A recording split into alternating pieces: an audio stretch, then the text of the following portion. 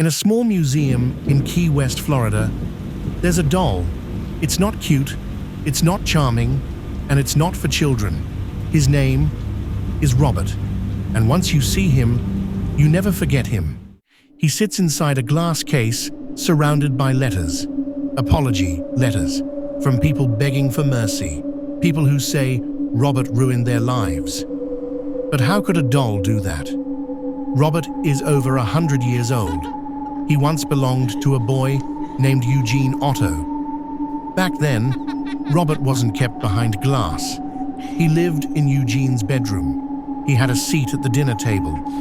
He even had his own chair. Eugene blamed Robert when toys went missing, when the furniture moved, when things broke, and when people got hurt. At first, it was cute, a boy with a big imagination. Until visitors started hearing footsteps in the attic. Children reported giggling from behind closed doors. Neighbors swore they saw Robert watching them from the upstairs window, even when the house was empty. After Eugene died, Robert was moved to the Fort East Martello Museum. That's where he remains today, locked behind glass. But according to the staff, he's not resting. Guests have reported seeing his head turn. His expression shifts. Some say he smiles when no one's looking. Others swear they saw him blink, on camera. One man laughed at Robert. His rental car crashed later that day. Another woman mocked him. She lost her job within 48 hours. Coincidence? Maybe. But what about the letters? The museum receives hundreds of them. Handwritten, typed, sometimes even emailed. All saying the same thing. I'm sorry.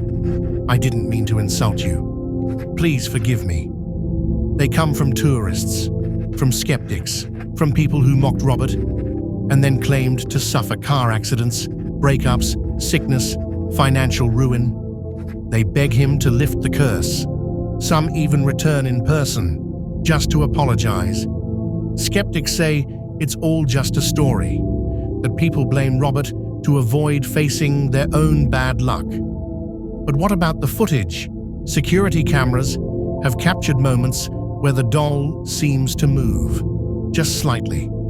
Enough to raise eyebrows. One clip appears to show his feet shifting positions. Another shows his case fogging up, even though it's airtight. No tampering, no explanation. The museum has posted warnings. Ask permission before taking photos. Be respectful. Do not mock Robert the doll. Still, every year, someone ignores the rules. And every year, new letters arrive.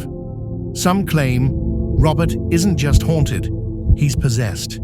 They say he holds the spirit of a wronged soul. Or worse, that something darker lives inside him. Something that feeds on attention, on disrespect, on fear. So if you ever find yourself in Key West, and you see the glass case, and the doll with the cold, frozen stare, ask yourself, would you risk mocking him? Or would you be the next person to write a letter, begging Robert for forgiveness?